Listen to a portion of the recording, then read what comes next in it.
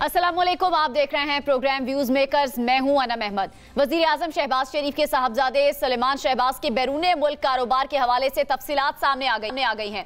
हम investigation team ने इस हवाले से तफसीली काम किया है। इस वक्त हमारे साथ जाहिद गिशकोरी साहब मौजूद हैं, वो मजीद इस बारे में तफसीलात बताएंगे। साथ ही साथ मैं अपने पैनल का भी इंट्रोडक्शन आपसे करवा देती हूँ। ब्रिगेडियर रिटायर्ड हारिस नवाज साहब ने हमें ज्वाइन किया है। इसके साथ साथ मुजम्मिल सोहरवर्दी साहब, नसीम सिद्दीकी साहब और असद महमूद साहब भी हमें ज्वाइन कर रहे हैं। जाहिद साहब, सबसे पहले मैं आपकी जानिब आऊंगी, ये जो स्टोरी आपने ब्रेक की है, ये स्टोरी है क्या? जरा तफसील से बताएं हमारे नाज़रीन को। देखिए अनम, इसकी हम तहकीकात कर रहे थे। हमें मालूम हुआ था कि वज़ीर आज़म के साहबजादे सलमान शहबाज जब से बरतानिया मूव कर चुके हैं, 2019 के बाद ज़्यादातर टाइम उन्होंने बरतानिया में गुजारा है।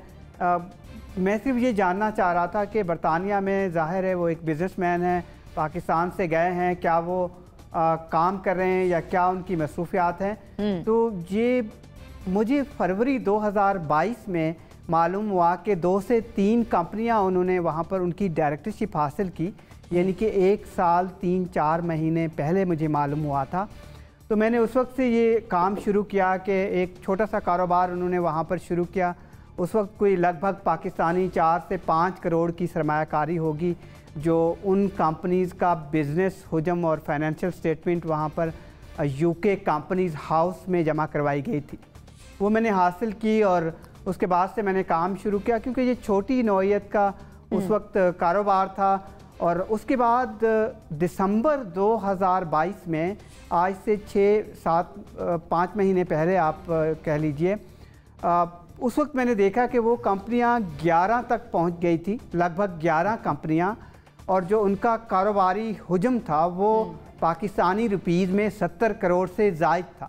अच्छा। इनके 20 लाख पाउंड आज के इससे ज़ायद का बन गया।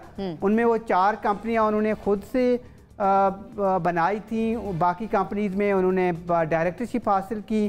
कुछ कंपनीज़ को उन्होंने 2.5 साल तक चलाया, उसके बाद डायरेक्टरशिप छोड़ दी। कंपनी डारमिंट है, और सिग्निफिकेंट जो इंक्रीज़ है इस बिज़नेस को, या जो जाविया है बिज़नेस का, टर्नओवर का, इन कंपनीज़ का, वो जून 2022 के बाद बढ़ा है। उसकी वजह से है कि 2 कंपनियां उन्होंने डायरेक्टरशिप हासिल की उन कंपनीज़ की, जो कि बरतानवी शहरी, एक बरतानवी शहरी है, वो डायरेक्टर थे इस कंपनी के, और सलमान शहबाज ने जून 2022 में उसकी डायरेक्टरशिप हासिल की।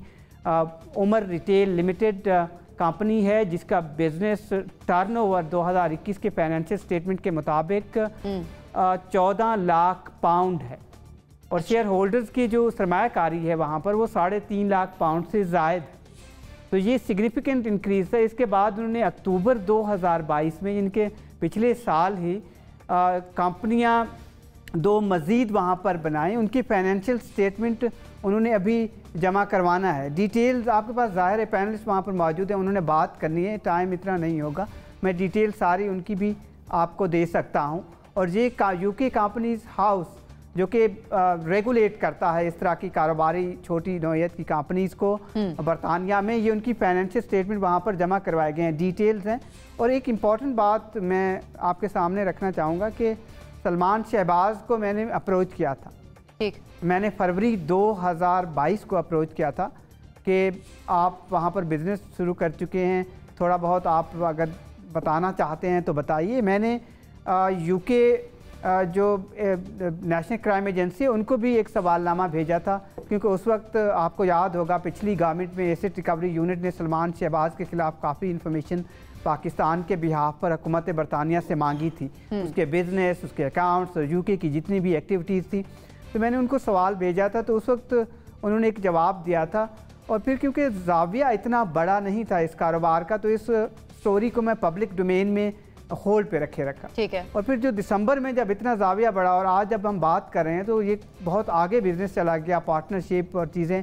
तो मैंने कल दोबारा अप्रोच किया, मैंने दिसंबर में भी अप्रोच किया था, तीसरी बार दोबारा अप्रोच किया सलमान शहबाज को कि आप अपना पॉइंट ऑफ व्यू देना चाहते हैं। क्या जवाब आया? इस वक्त आप वज़ीर आज़म के साहबजादे हैं, तो ये सवाल बनता है कि ये सरमाया पाकिस्तान से बरतानिया शिफ्ट किया गया है, चाहे वो छोटे लेवल का था या बड़े लेवल का, ठीक है, या वहाँ पर जो शराकतदार हैं उनसे लोन लिए गए हैं या बरतानवी बैंक से कुछ पैसा लिया गया है। तो क्या जवाब दिया उन्होंने? तो उन्होंने बताया कि मैं एक बरतानिया में परमानेंटली रह रहा हूँ और मैं एक बिज़नेसमैन हूँ और बरतानिया में कोई भी लीगल बिज़नेस कर सकता हूँ।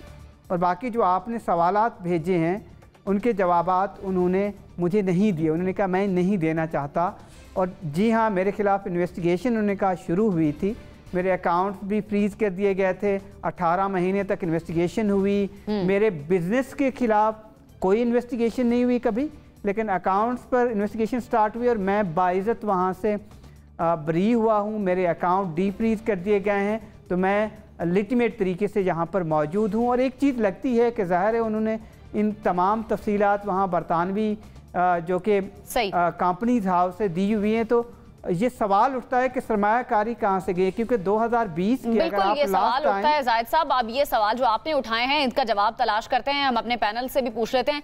नसीम सिद्दीकी साहब, आपको क्या लगता है ये जो सवालात उठा रहे हैं जाहिद साहब, चूंकि ये बड़ी स्टोरी है, जिस तरह से वो बता रहे हैं कि असासे बढ़ते चले गए, जिस तरह से इन्होंने इन्वेस्टिगेशन भी की है, आपका क्या पॉइंट ऑफ व्यू है इस पर? देखिए, पहले तो मैं जाहिद को अप्रिशिएट करना चाहूँगा। इन्होंने हमेशा इन्वेस्टिगेटिव जो स्टोरीज लेके आते हैं, बड़ी उसमें मेहनत करते हैं और बड़ी उसके अंदर इनकी गहरी नज़र होती है। अच्छा, यहाँ पे कुछ सवालात उठते हैं, क्योंकि मैं खुद बरतानिया में रह चुका हूँ। एक तो सबसे पहले ये देखना पड़ेगा कि सलमान शहबाज का जो स्टेटस है वो यूके में क्या है। क्या उन्होंने वहाँ पे बिज़नेस वीज़ा लिया हुआ है, वहाँ पे कुछ पैसे दे के लीगल तरीके से बिज़नेस वीज़ा मिल जाता था। अगर उनका स्टेटस विजिटर का है फिर तो वो वहाँ पे बिज़नेस नहीं कर सकते, लेकिन अगर उन्होंने वहाँ पे बिज़नेस वीज़ा लिया हुआ है और उनको इजाज़त है तो फिर तो कोई इतना हर्ज नहीं है। अच्छा, जिस तरह जाहिद ने बात की 70 करोड़ पाकिस्तानी या 2 मिलियन पाउंड बरतानवी पाउंड, अच्छा ये हमारे लिए तो शायद एक ख्वाब हो या बहुत बड़ी रकम हो, लेकिन जो कारोबारी हजरात हैं उनके हिसाब से तो ये पीनट्स हैं। लेकिन जो इन्होंने स्टोरी की है उसमें जो एक अहम सवाल उठता है वो ये है कि जब वज़ीर-ए-आज़म शहबाज शरीफ लास्ट ईयर पाकिस्तान के वज़ीर-ए-आज़म बने, उसके बाद से जो है उनकी जो सरमायाकारी है वो इंक्रीज़ हुई है बहुत तेज़ी के साथ, बहुत ज़्यादा। दूसरी बात यह कि उन्होंने पैसा जो वहाँ पे इन्वेस्ट किया, क्या उन्होंने पाकिस्तान से शिफ्ट किया है? पाकिस्तान से अगर शिफ्ट किया तो उसकी मनी ट्रेल होनी चाहिए, और उन्होंने अगर वहाँ पे मौजूद रह के इन्वेस्टमेंट की है तो वो भी एक सवाल है। लेकिन बरतानिया में जब आप कंपनी हाउस में जाते हैं, कोई चीज़ शो करते हैं, तो वहाँ कोई इतनी आप हैंकी पैंकी कर नहीं सकते, क्योंकि वहाँ पे तो आपको सारा हिसाब रेवेन्यू डिपार्टमेंट को देना पड़ता है। मुजम्मिल साहब, आपका क्या पॉइंट ऑफ व्यू है? जिस तरह जाहिद साहब अभी बता रहे थे, सवालात उठ रहे हैं कि ये असासे आखिर बने किस तरह से हैं, मनी ट्रेल के हवाले से सवालात उठ रहे हैं, आपका क्या पॉइंट ऑफ व्यू है? वो एक कारोबारी ख़ानदान है और मैं नहीं समझता 2-3 बार पाकिस्तान ने लंदन में, और ब्रॉडशीट का भी स्कैंडल हमारे सामने है कि आपने एक ख़ानदान के पीछे ब्रॉडशीट कंपनी लगाई और एंड पे पाकिस्तान को उसका नुकसान हुआ। आपने हज़ारों पाउंड जुर्माने में दिए क्योंकि कंपनी कुछ नहीं ढूंढ सकी। फिर ये जो अब जाहिद गश्कोरी साहब बता रहे हैं कि उनके ऊपर नेशनल क्राइम एजेंसी ने जो इन्वेस्टिगेशन की, वो शहजाद अकबर साहब सारे डॉक्यूमेंट्स नेशनल क्राइम एजेंसी के पास लेके गए।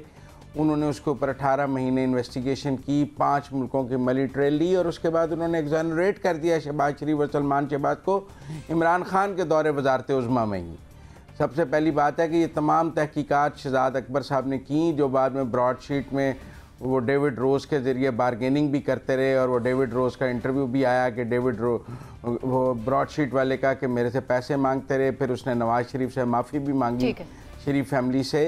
तो मैं समझता हूँ कि ये हथियार अब बहुत पुराने हो गए हैं। बरतानिया में हमें जो 190 मिलियन पाउंड बरतानिया से आए थे, जो मनी लॉन्ड्रिंग से गए थे और बरतानिया ने पाकिस्तान को वापस किए और पाकिस्तान के कौमी ख़जाने में जमा कराए इमरान खान के दौरे वजारत उज़्मा में, क्या वो आज पाकिस्तान के कौमी ख़जाने में हैं? अब जो लूट का माल बरतानिया गया था, दी दरखास्त तो वो भी हसन नवाज के खिलाफ ही गई थी, सही है, लेकिन फिर मुजरिम कोई और निकल आया था और वो पैसे पाकिस्तान को मिले थे। क्या हमने वो लूट का माल जो पाकिस्तान में वापस आया था मनी लॉन्ड्रिंग का, वो पाकिस्तान के खजाने में रखा था या हमने उसको वापस कर दिया था? बिल्कुल सही, जो मुजम्मिल साहब आपका पॉइंट आ गया। सही सही, आपका पॉइंट है। खानदान की बड़ी बैशिंग हो गई, बड़ी बैशिंग हो गई है। ठीक है ठीक है ठीक है, ब्रिगेडियर साहब आप क्या कहेंगे?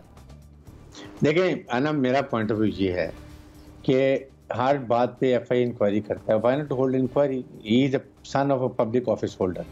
नंबर 2, ये मनी यहाँ से, क्या ये पैसा वहाँ से इस्तेमाल हुआ, यहाँ से हुआ? क्या ये बैंकिंग चैनल के थ्रू गया?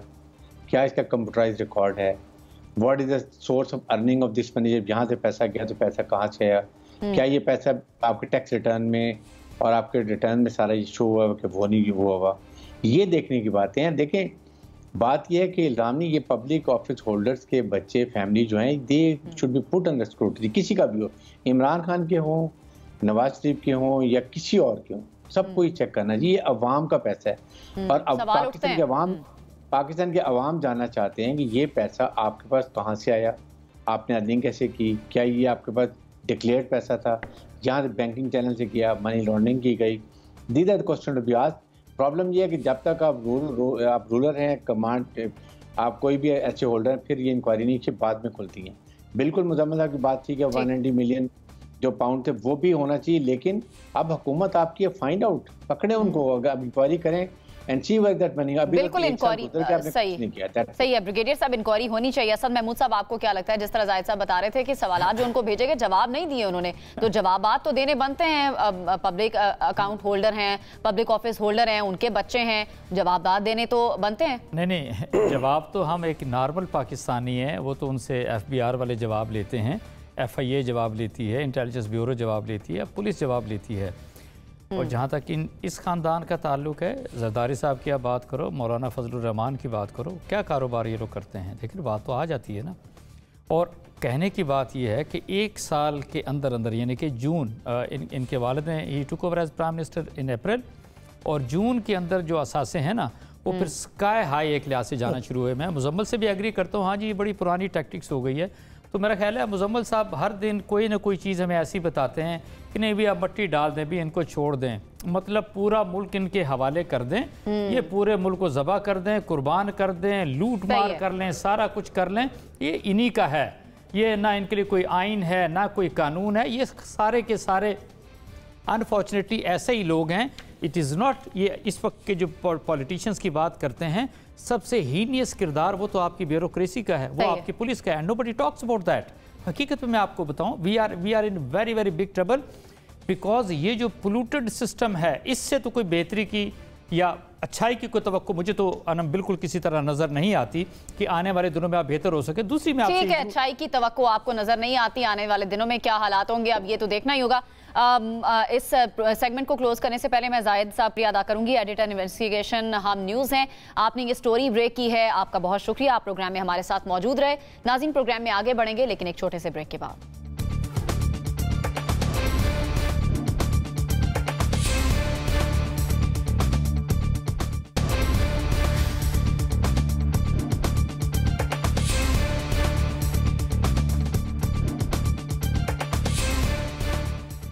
Welcome back. इलेक्शन कमीशन ने पंजाब और खैबर पख्तूनख्वा में इलेक्शन की तारीखों पर नजरसानी दरखास्त दायर कर दी है। इलेक्शन कमीशन ने अदालत उज़्मा से अपने 4 अप्रैल के फैसले पर नजरसानी की इस्तदा करते हुए मौक़िफ़ इख्तियार किया है कि इंतखाबात की तारीख देने का इख्तियार अदलिया को हासिल नहीं है। सुप्रीम कोर्ट ने पंजाब में इंतखाबात की तारीख देकर तयशुदा कानून को तब्दील किया, लिहाजा सुप्रीम कोर्ट पंजाब में इंतखाबात की तारीख देने की गलती को दुरुस्त करो। तो हमारा सवाल यह है कि क्या इलेक्शन कमीशन इंतखाबात करवाने में संजीदा नजर आ रहा है? ब्रिगेडियर साहब, क्या लगता है आपको, जो आईनी सवालात आज इलेक्शन कमीशन ने उठाए हैं, नजरसानी की जो अपील दायर की है, इख्तियारात में मुदाखलत की बात कर रहा है कि इख्तियारात में मुदाखलत कर रहा है सुप्रीम कोर्ट, उससे गुरेज किया जाए, क्या पॉइंट ऑफ व्यू आपका? देखिए अनम, अगर election commission of Pakistan was serious to hold elections in 90 days और even the way supreme court has asked, फिर उनको आखिरी दिन जब रह गया था 30 दिन का जो एक टाइम होता है, उस वक्त उन्होंने क्यों रिव्यू पिटीशन दायर की है? मींस उन्होंने पूरे 29 दिन ज़ाया किए और उसके बाद अब ये डालिए ताकि ये इलेक्शन तो खैर 14 को अभी भी पॉसिबल नहीं है, तो आपने ये सारे सवाल उठा दिए। आपने आज से 1 हफ्ता पहले, 3 हफ्ते पहले क्यों नहीं किया, ताकि आप 1 हफ्ते में जवाब आता यस इलेक्शन हो सकते थे या नहीं हो सकते, उस वक्त डिसीजन आ जाता और आप उसके मुताबिक करते। मीन्स के इस वक्त तमाम मिले हुए इलेक्शन को ना करने के लिए। नंबर 2, इसमें आप मुझे ये बताइए कि इस वक्त जो हालात हुए हुए हैं, जिस तरीके से इन्होंने क्वेश्चन रेज किए हैं, अगर ये इनको हुकूमत की और पार्लियामेंट की सपोर्ट ना होती तो क्या ऐसे question supreme court of Pakistan को कर सकते थे? सुप्रीम कोर्ट ऑफ पाकिस्तान के पास पावर्स हैं, उनके डिसीजन को सिर्फ एक ही तरीके से चेंज हो सकता है, दैट इज रिव्यू, जो अभी इन्होंने फाइनली 29 दिन के बाद डाली है। फिर इस देखें इस वक्त जो हालात पार्लियामेंट में हो रहे हैं, जो बातें की जा रही हैं, क्या आपके जो 3 स्टेट के पिलर्स होते हैं उनको नुकसान हो रहा है? इसमें एग्जेक्टिव है, पार्लियामेंट है और जुडिशरी है। जिस तरीके से बातें हो रही हैं, आम आदमी क्या देख रहा है कि ये मुल्क में हमारे हो रहा है। आज एक को किसी को अदालत सजा देगी, मुजरिम को, गरीब को, अगर वो रिफ्यूज़ करता है जी मैं नहीं जाता, या क्या स्टेट उसको पकड़ के बंद करेगी? किस मॉरल से करेगी जब उसको आपको अदालतों को मानते ही नहीं है?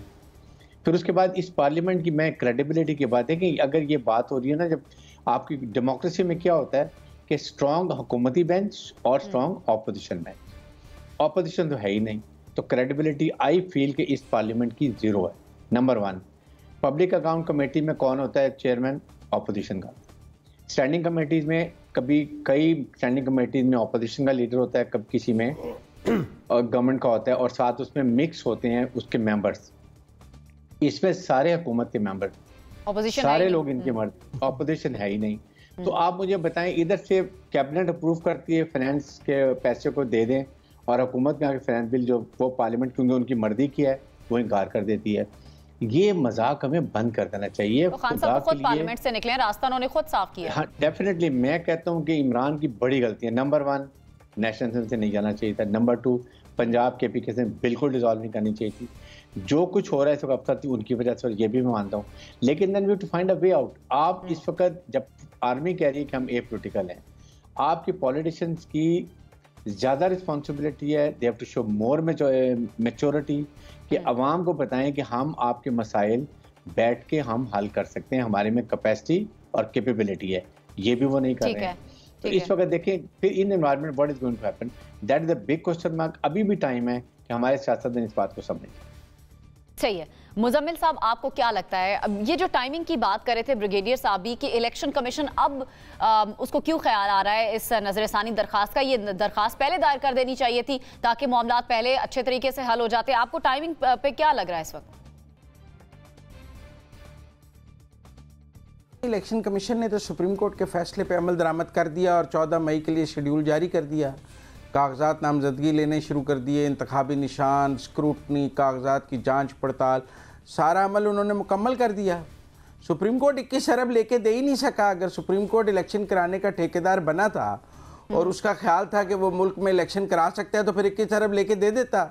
जो उनकी डोमेन ही नहीं है वो काम करेंगे तो वो नहीं कर सकते। कौवा चला हंस की चाल अपनी भी खो बैठा।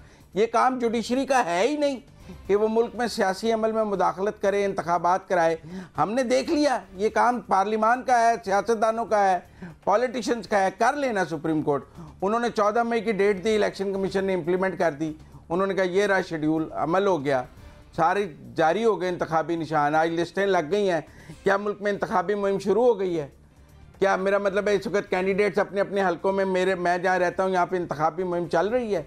कोई कैंडिडेट नहीं है, कोई इंतखाबी मुहिम नहीं चल रही है, और आप आज 3 मई को बात कर रहे हैं। गवर्नमेंट का इसलिए मुल्क में तो उनके कैंडिडेट्स कोई मुझे एक भी पैनाफ्लेक्स, कोई एक भी इंतखाबी दफ्तर, कोई एक भी होर्डिंग, कोई एक भी कॉर्नर मीटिंग, कोई एक भी एक्टिविटी किसी हल्के में किसी कैंडिडेट की आप मुझे दिखा दें। कोई कैंडिडेट अपने हल्के में ग्राउंड रियलिटी उनको भी नजर आ रही है कि इलेक्शन जल्दी होते हुए नजर नहीं आ रहे। तो फिर इसका मतलब है कि सुप्रीम कोर्ट का ये काम नहीं था। इलेक्शन कमीशन ने तो सुप्रीम कोर्ट के फैसले पर अमल किया, बादले नाखास्ता 14 मई के फैसले पर अमल करते हुए स्केड्यूल भी दिया, इलेक्शन मुहिम भी, कैंडिडेट्स को इंतखाबी निशान भी दिए, स्क्रूटनी भी की, सब कुछ किया। हम इलेक्शन कमीशन को कैसे जिम्मेदार ठहराते हैं? भाई 29 दिन बाद भी ये सुप्रीम कोर्ट उनको 21 अरब रुपए नहीं दिला सका, बल्कि पिछले 10 दिन से सोया हुआ है। इलेक्शन पिटिशन को इंडेफिनेट जो है वो हेयरिंग उसकी पोस्टपोन करके। भाई आपने क्यों इंडेफिनेट, आप क्यों सुनने लग गए कि एक दिन इंतखाब होने चाहिए? आपने जब 14 मई का फैसला दिया है तो एक शहरी की दरखास्त के एक दिन इंतखाब होने चाहिए, ये चीफ जस्टिस को सुनने का अख्तियार किसने दे दिया?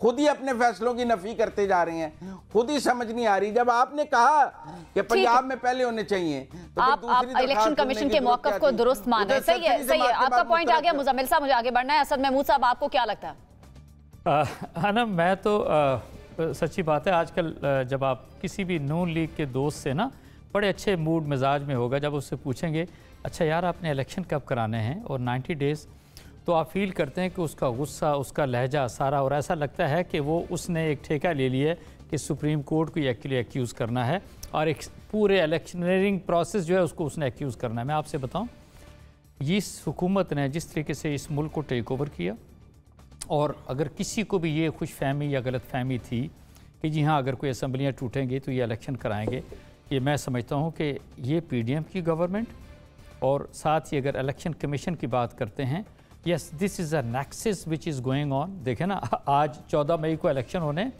और 3 तारीख को आके पिटीशन दायर कर दी, और पिटीशन भी वो है जिसके अंदर एक्विजिशन भरी हुई हैं। आप इमेजिन करें, यानी आप ये देख लें कि election commission of Pakistan has that kind of, okay ji guts की बात करो कि जी वो किस तरह के सवालात उस पिटीशन के अंदर एक लिहाज से कर रहे हैं। एंड देन अगर आपको याद हो, पिछले साल जंप करके, याद है जब एक सुप्रीम कोर्ट में समाज चल रही थी, तो चीफ इलेक्शन कमिश्नर विदाउट किसी के बुलाए ही जंप, और उन्होंने कहा जी कि नहीं हम तो अगर इलेक्शन कराएंगे भी तो हम तो अक्टूबर नवंबर से पहले नहीं करा सकते। आई एम टॉकिंग अक्टूबर 2022 की मैं बात करूं।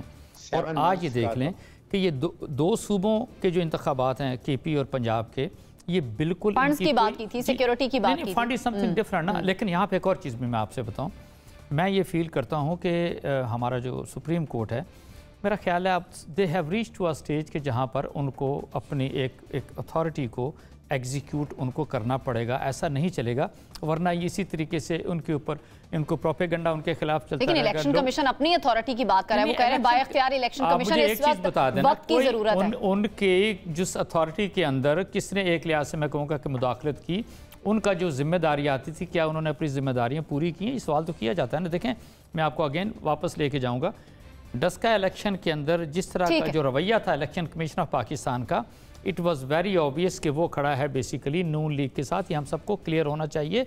और मेरा ख्याल है अब भी अगर हम सच ना बोलें और हम कहें कि नहीं ये बड़े सादा लोग हैं, और actually again I would say chief election commissioner is a retired bureaucrat.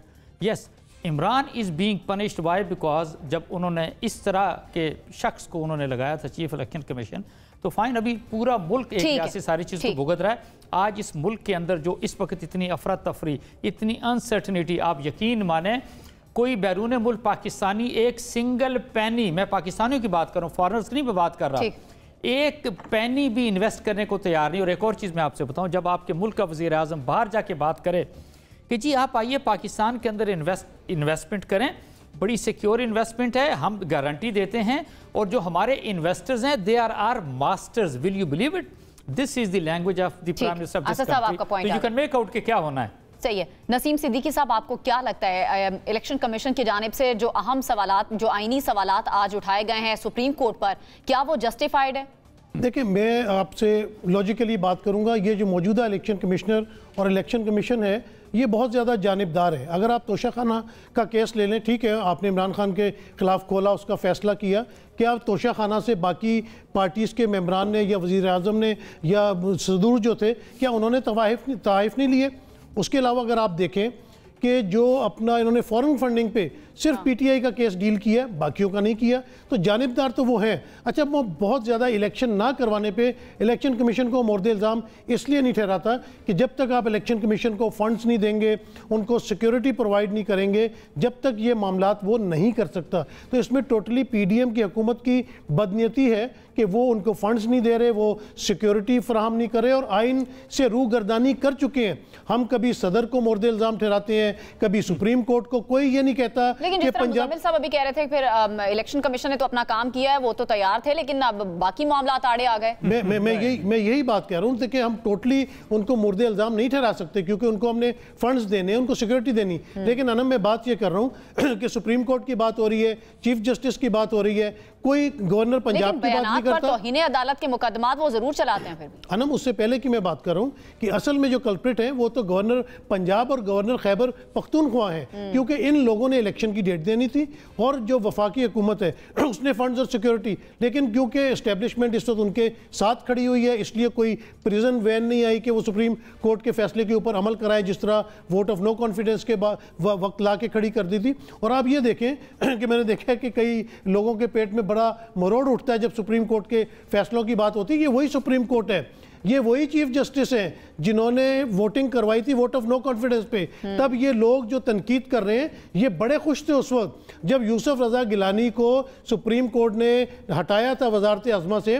तो यही नवाज शरीफ थे जिन्होंने कहा था कि तुम घर क्यों नहीं चले जाते, ये कोई जंगल का कानून नहीं है, ये फला नहीं है। तो उस वक्त तो सुप्रीम कोर्ट चीफ जस्टिस के फैसले बहुत अच्छे लगते हैं, लेकिन जब आपके मुदाखलत कर रहे हैं इलेक्शन कमीशन के इख्तियारात में मुदाखलत करना सुप्रीम कोर्ट का काम नहीं है, ये इलेक्शन कमीशन का बात ये आईनी बात है बिल्कुल। अगर जिस वक्त ये सुप्रीम कोर्ट ने ऑर्डर दिया था तो आप क्यों आपने स्टेट बैंक को खत लिख दिया, क्यों आपने जो है नॉमिनेशन पेपर्स मांग लिए, सारी चीजें क्यों मांग ली आप उसी वक्त? ये तमाम सवाल आप लेके सुप्रीम कोर्ट के पास जाते कि आपने गलत किया है, और फौरी तौर पे आप सारे काम भी करना शुरू कर दिए। और जब वो काम नहीं हुए तो उसके बाद आप पिटीशन लेके पहुंच गए। और जिस तरह कौमी असेंबली के अंदर सुप्रीम कोर्ट के अंदर आपको लगता है कि पहले चला जाना चाहिए था इलेक्शन कमीशन ने, अगर जाना था ये पिटीशन लेकर तो पहले जाना चाहिए, उसी वक्त जाना चाहिए। सही है, आपका पॉइंट आ गया। मुझे आगे भी बढ़ना है लेकिन एक छोटी सी ब्रेक की जाने पहले बढ़ना है। ब्रेक के बाद जब वापस आएंगे तो मुल्क में बढ़ती हुई महंगाई की बात करेंगे।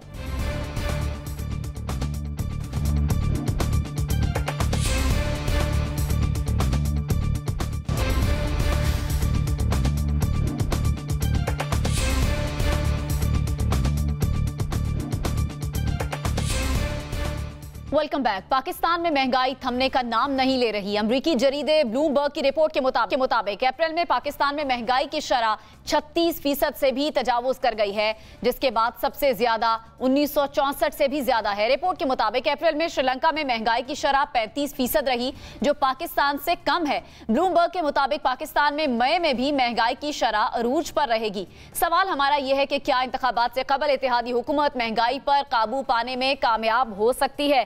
असद महमूद साहब, महंगाई अब हुकूमत के लिए एक बहुत बड़ा चैलेंज बन चुका है। किस तरह से हुकूमत काबू पाएगी? आगे इलेक्शंस भी हैं, किस तरह वोट मांगने जाएंगे आवाम से? देखिए अनम, इनके लिए कोई चैलेंज नहीं है महंगाई को, फॉरगेट अबाउट इट। आम पाकिस्तानी की मुश्किलात मैं समझता हूँ जस्ट लीव इट। मैं समझता हूँ कि हम सब पाकिस्तानी जो है ना, हम सबको हमारी हिम्मत और हौसले को मुबारक देनी चाहिए। Why it is so, Pakistan is the most costliest country in this region, सबसे बड़ी बात है। और आप you will not believe it, Pakistan में जो 1 दर्जन अंडे सर्दियों में थे और जो वही 1 दर्जन अंडे जो यूके में थे, हम आलमोस्ट को नज़दीक उनके चले गए थे। तो मैं समझता हूँ पाकिस्तानी अवाम उनकी हिम्मत को दाद देनी चाहिए कि इस कदर क्रूअल गवर्नमेंट, ये जो PDM की अपने आप को क्लेम करते थे कि we are the most expert, हमारे पास पिछले 35-40 साल का तजुर्बा है। उन्होंने 1 साल या अब 13 महीने के अंदर पूरे पाकिस्तान की इकानमी के, पाकिस्तान के लोगों के और स्पेशली गरीबों के, मिडिल क्लास के कड़ाके निकाल दिए। मैं आपसे ये बताऊं, इनको किसी तरह का कोई ख्याल नहीं। आप मुझे बताएं ना, हम अक्सर आपसे प्रोग्रामों में बात करते हैं, इन पिछले 13 महीनों के अंदर कोई एक चीज़ आपको नज़र आई? असम्बली काम करती, सेनेट काम करती कि नहीं महंगाई बड़ी ज़्यादा होगी, we are very much worried, नहीं we have to go to the people. ये कर क्या रहे हैं? इनकी कोशिश है कि किसी तरीके से ये इलेक्शन ही ना हो ना, दैट इज दी, जिससे पहला जो सेगमेंट हमने डिस्कस किया, ये इसी एफर्ट का कर रहे हैं। वाई? बिकॉज इन्होंने अपना कोई ऐसा फेस नहीं कि लोगों के पास ये जा सकें। किस फेस के साथ जाएंगे? और यू नो, ये जो हमारे यहाँ नॉर्मली ना थ्रेट की बात करते हैं, सिक्योरिटी की बात करते हैं, कोई एक शख्स PDM का ज़रा जाए ना ओपन पब्लिक के अंदर, लोगों से जाके मिले, आपकी कोई महंगाई है, कोई मसला है, कोई ऐसा कुछ बताएं। और एक्चुअली मैं आपसे बताऊँ, ये 36%, मैं तो खैर आई डोंट बिलीव ये हम नॉर्मली होता है, ब्लूमबर्ग ये क्या गया, न्यूयॉर्क टाइम्स ये सारे के सारा ये क्या गया, ये कुछ तो इश्तिहारी चीज़ें होती हैं। हम खुद प्रैक्टिकली पाकिस्तानी सफ़र कर रहे हैं। परचेजिंग पावर बहुत कम हो गई है, ग्राउंड रियलिटी देखिए। हमने अद्वियात की बात की है, हमने पेट्रोल को ले लें, या कोई भी चीज़ ऐसी नहीं है जो आम बंदे की पहुंच में हो। और अनम, किसी एक चीज़ के अंदर आपने देखा कि PDM की जो लीडरशिप है, उनको कुछ दिल दिखाओ कि नहीं पाकिस्तानी बड़ी ट्रबल के अंदर हैं। और हम रफली 45% से ज़्यादा इन्फ्लेशन की बात करते हैं। अगर इंडिया की बात करें ना अनम, इंडिया के अंदर महंगाई इज़ 5.66%, हम बांग्लादेश की बात कर रहे हैं, इट इज़ 9.3%। इमेजिन करें, यानी कि हम उनको कभी फील करते थे कि नहीं यार, Pakistan is going to be much better than India and Bangladesh and said. और वाई? बिकॉज ये इनकी अपना लालच था, ये अपना जो सेल्फ इंटरेस्ट जिसकी बात करते हैं, ये सिर्फ उसके लिए आए थे अपने मुकदमात को खत्म करने के लिए, पाकिस्तान से, पाकिस्तानियों से सही है असद साहब, आपका पॉइंट आ गया। सही है मुजम्मिल साहब, आपको क्या लगता है ये महंगाई हुकूमत के लिए दर्द सर बन चुकी है? आगे इलेक्शंस भी हैं। बात की अभी असद साहब ने भारत की, बांग्लादेश की, इवन श्रीलंका, उससे भी हम इसमें आगे निकल चुके हैं। महंगाई में हमारी जो शरह है वो 36% तक चली गई है। तो फिर हम करेंगे क्या आगे? आवाम का कौन सोचेगा? अवाम का देखें, सियासी हुकूमतें ही सोचेंगी, कोई आमरीत तो आके सोच नहीं सकती। कब सोचेंगी? जुडिशल मार्शल तो इस अवाम का सोच नहीं सकता। हम 10-10 साल हमने यहाँ आमरीत और जुडिशल मार्शल देख लिए हैं, उनसे भी कोई खैर नहीं आई है। बाकी मैंने तो कल ही इमरान खान साहब का इंटरव्यू सुना है, उसमें उन्होंने कहा कि महंगाई रोकना सूबाई हुकूमतों की ज़िम्मेदारी थी और हमारे ऊपर बड़ी ज़िम्मेदारी आ रही थी और महंगाई हमसे रुक नहीं रही थी, लिहाजा हमने उसका हल ढूंढा कि हमने असम्बलियाँ तोड़ दी, क्योंकि हमारे वोट बैंक को नुकसान पहुंच रहा था और हम सोच रहे थे कि इस तरह अगर हम महंगाई तो रोक नहीं सकते हैं। सर्टनली सब्ज़ी, गोश्त, अभी अंडों की बात की कर्नल साहब ने, कर्नल साहब को नहीं पता ये प्रोविंशियल चैप्टर है, ये फेडरल सब्जेक्ट नहीं है। फेडरल सब्जेक्ट में क्या चीज़ें हैं, प्रोविंशियल सब्जेक्ट में क्या चीज़ें हैं। मैं इनको अगली दफ़ा कहीं इस्लामाबाद आया तो आइन की एक किताब ज़रूर जो है गिफ्ट करूँगा, क्योंकि इनसे गुफ्तगू करने में मुझे अक्सर ये मुश्किल पेश आती है कि वो चीज़ों की उस तरह ये नहीं देखते, सिर्फ तकरीर सुन के ही अपनी राय बना लेते हैं। लेकिन बहरहाल अभी जैसे इन्होंने कहा कि एक पैसा कोई खर्चने को तैयार नहीं है, इनको ये नहीं पता कि पाकिस्तान ने 70 साल में जितना कर्जा लिया, इमरान खान के 4 साल में उसका 80% कर्जा लिया था और एक भी प्रोजेक्ट नहीं लगाया था। लेकिन उनको ये बात नहीं पता होगी यकीनन, क्योंकि उनको वही बात पता है जो वो सुनते हैं कहीं से और उससे। लेकिन मैं ये समझता हूँ कि महंगाई हर आदमी का मसला है। मैं आप अपनी बात करें मुजम्मिल साहब, छोड़े असद साहब ने जो कहा है, आपका क्या पॉइंट ऑफ व्यू? हुकूमत के पास क्या हाल है? उन्होंने मेरे ख्याल में ये महंगाई अगर कंट्रोल नहीं करेंगे तो इनकी जमानतें जब्त। फिर देखिए वो असद साहब बोलेंगे, फिर आप कहेंगे मेरी बात में इंटरप्ट, आप खुद उनको। मैं नहीं बोलूंगा। नहीं मैंने लतीफ़ा तो सुनाया नहीं कि वो हंस रहे हैं। नहीं आप निकले तो सही, इमरान से निकले तो सही, महंगाई से निकले तो सही, मेरे अंदर मैंने तो सिर्फ आप ज्यादा बेहतर बोल सकेंगे।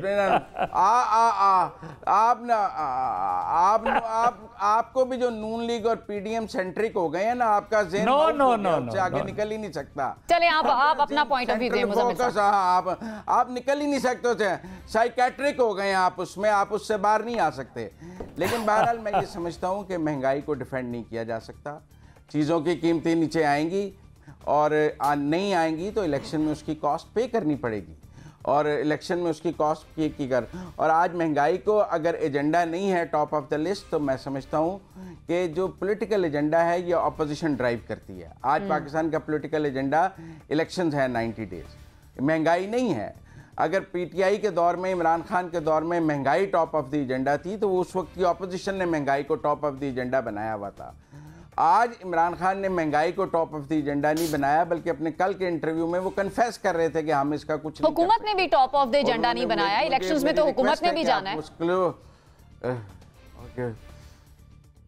जब वक्त आएगा जाना है, बेवक्त की रागनी तो कोई भी ठीक नहीं होती। इलेक्शन का बेवक्त की रागनी मुजम्मिल साहब, इसी साल इलेक्शन तो हर हाल में होने चाहिए, अक्टूबर में हो।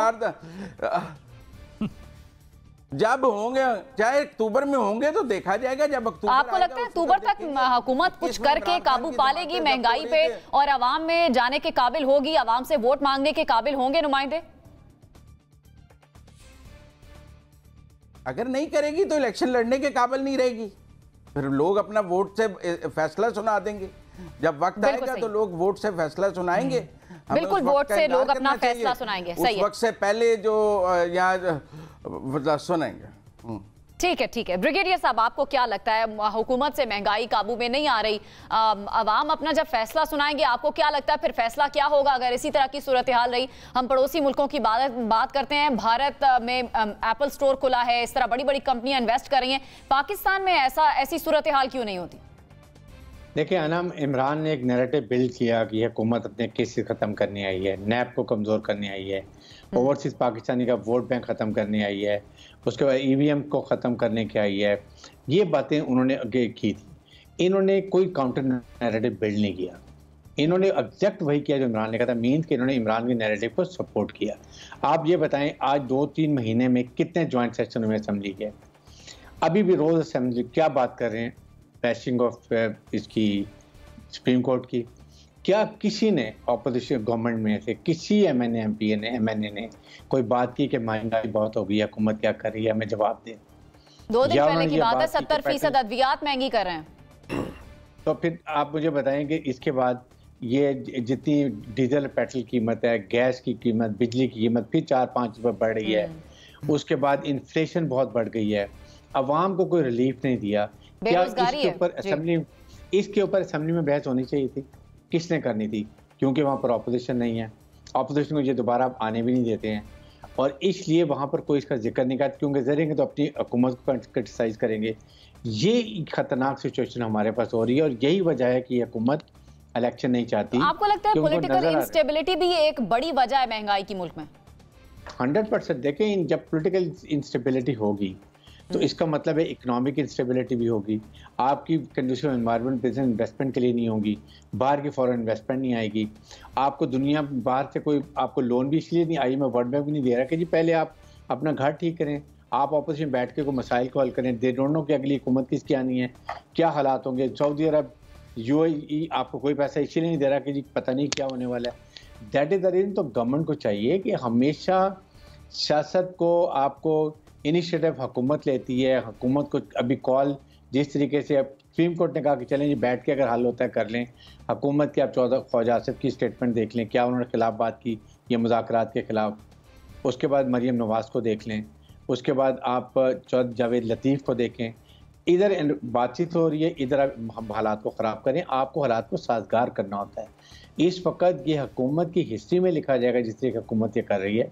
दे have to find a solution. I thought के अभी बजट के बाद शायद ये चाह रहे हैं कि महंगाई को और ज़्यादा ले जाएं ऊपर, और उसके बाद कोई रिलीफ दे दें बजट के अंदर, और एल्स जिस तरीके से टेम्परेचर को हाइप क्रिएट कर रहे हैं, एक पिच पे लेके जा रहे हैं, क्लैश कर रहे हैं दो इंस्टीट्यूशन का, पार्लियामेंट को, और उसके बाद तो इससे क्या होगा, दे वांट कि ये खुदा ना खास्ता कोई ना कोई इंटरवीन करे, ये सियासी शहीद बने, ये विक्टिम कार्ड लें, और ये कहें देखें जी हम तो चाह रहे थे ये कोई आ गया, अब ये 2 साल के बाद फिर रीऑर्गेनाइज करेंगे, रिफॉर्म करेंगे, देन दे विल ट्राई। मुझे लगता है ये इस तरह की इनकी कोई प्लानिंग लगी, ये कुछ इस तरह की स्ट्रेटजी आपको नजर आ रही है। नसीम सिद्दीकी साहब, अब जिस तरह अभी बात की ब्रिगेडियर साहब ने भी, अब बजट भी है आगे, महंगाई भी है, क्या होगा बजट में आवाम के लिए, आम इंसान के लिए क्या होगा बजट में, आम पाकिस्तानी के लिए? अनम, जो आपने पहले ब्रिगेडियर साहब से सवाल पूछा था ना कि भारत में एप्पल की इंडस्ट्री खुलती चली जा रही है, तो पाकिस्तान भी किसी से पीछे नहीं है। अगर वहाँ पे एप्पल है तो पाकिस्तान बनाना रिपब्लिक होता जा रहा है। जिस तरह आइन से रोगर्दानी करते जा रहे हैं, असेंबली में आए आप देखें कि फुल कोर्ट का तो बड़ा जिक्र करते हैं, लेकिन असेंबली को पूरा करने का जिक्र नहीं करते। ये पार्लियामेंट पूरी नहीं है और 2/3 अक्सरियत से कोई तरमीम नहीं हो रही, इसलिए जो पार्लियामेंट भी जो रूल्स निकाल रही है वो कोई भी नहीं मानेगा उसको। तो एक बनाना रिपब्लिक तो हम है ना, अगर वो एप्पल है तो हम बनाना है। अच्छा, दूसरी बात यह है कि महंगाई के ऊपर आप देखें कि जब PTI की गवर्नमेंट थी, लोग बोलते थे, आवाम बोलती थी कि हमने इमरान खान को वोट दिया, महंगाई हो रही है, हम इसको अगली दफ़ा वोट नहीं देंगे। बिलावल भुट्टो जरदारी साहब कराची से लेके इस्लामाबाद तक लॉन्ग मार्च लेके आते हैं। अब जब से हुकूमत में आए हैं, कभी महंगाई पे बात करते देखा? मौलाना फजल रहमान धरने दे रहे थे, मरियम नवाज बड़े जलसे जुलूस करती थी, ये हमारे साथी मुजम्मिल साहब ये महंगाई के ऊपर बड़े लेक्चर देते थे, अभी कभी इन्होंने सुना? बल्कि इनसे तो जब आप कोई सवाल पूछती, मेरे बड़े फाजिल दोस्त हैं, लगता है कि आपने हुकूमत के बारे में कोई बात नहीं की है, इनको कोई आपने ऐसी बात कर दी जिससे ये भड़क जाते हैं। छोड़ दें मुजम्मिल जी, छोड़ दिया कोई नहीं, बड़ी अच्छी दोस्ती उनसे। बात यह कि ये हुकूमत जो है ठीक है, यानी कि इनके हवास पे इमरान खान सवार है। आपने कभी देखा कि असेंबली में खड़े होकर ये महंगाई पे बात कर रहे हैं, कोई पॉलिसी ऐसी लेके आ रहे हैं जिससे गरीब आवाम को कोई फ़ायदा मिले? आप देखें कि आटा बाटा इन्होंने 65 अरब रुपए का, इन्हीं की जमात के साबिक वज़ीर आज़म शाहिद खाकान अब्बासी ने कहा कि 20 अरब की करप्शन हुई है। आप ये अंदाजा लगाएं कि अगर अब ऐसा तो ना कहीं बिल्कुल नहीं, राजा रियाज हैं, जितनी आवाज राजा रियाज माशाल्लाह आप अपोजिशन लीडर, ये तो इमरान खान का कसूर है, उनको सज़ा मिल रही है। उन्होंने जो गलती की थी कौमी असेंबली से बाहर निकलने की, उनको सज़ा मिली है राजा रियाज की सूरत में। तो बात यह कि हम कोई हुकूमत की पॉलिसी देखें, कभी आपने कोई बयान देखा हो, आपने कोई उनकी कोशिश देखी हो कि वो महंगाई ख़त्म करना चाहते हो, गुर्बत ख़त्म करना चाहते हैं। उनका एक ही टास्क है, वो गरीब ख़त्म कर रहे हैं। गरीब ख़त्म होगा तो गुर्बत भी ख़त्म हो जाएगी। तो मैंने तो अभी तक इस हुकूमत की कोई पॉलिसी नहीं देखी। जो भी मिनिस्टर है, पेट्रोलियम का मिनिस्टर इमरान खान पे आके प्रेस कॉन्फ्रेंस करेगा, इकॉनमी का मिनिस्टर इमरान खान पे आके प्रेस कॉन्फ्रेंस करेगा। तो जब आपके हवास पे और हमारे तजियाकारों के हवास पे इमरान खान सवाल कुछ भी पूछो वो घूम फिर के इमरान खान पे ले जाएंगे, तो फिर इस मुल्क का मसला कैसे हल होगा? एक ये भी पॉइंट ऑफ व्यू है सबका कि इमरान खान इस महंगाई की जिम्मेदार है। इमरान खान तो 3.5 साल उसने हुकूमत की है। ये तो 35 साल से बैठे और 13 जमातों में जो 13 जमातों के साइंसदान है वो मिल के अगर महंगाई पे कंट्रोल नहीं कर पा रहे, फिर एक साइंसदान को स्पेशली इंग्लैंड से जहाज भेज के मंगवाया गया। और जब आपसे सोल्यूशन ही नहीं निकल रहा, आप इस महंगाई को खत्म करने आए थे, आप कहते हैं कि इमरान खान आपको लगता है इमरान खान के पास सोल्यूशन था इस महंगाई का? इमरान खान के पास भी सोल्यूशन नहीं था, लेकिन हालात बेहतरी की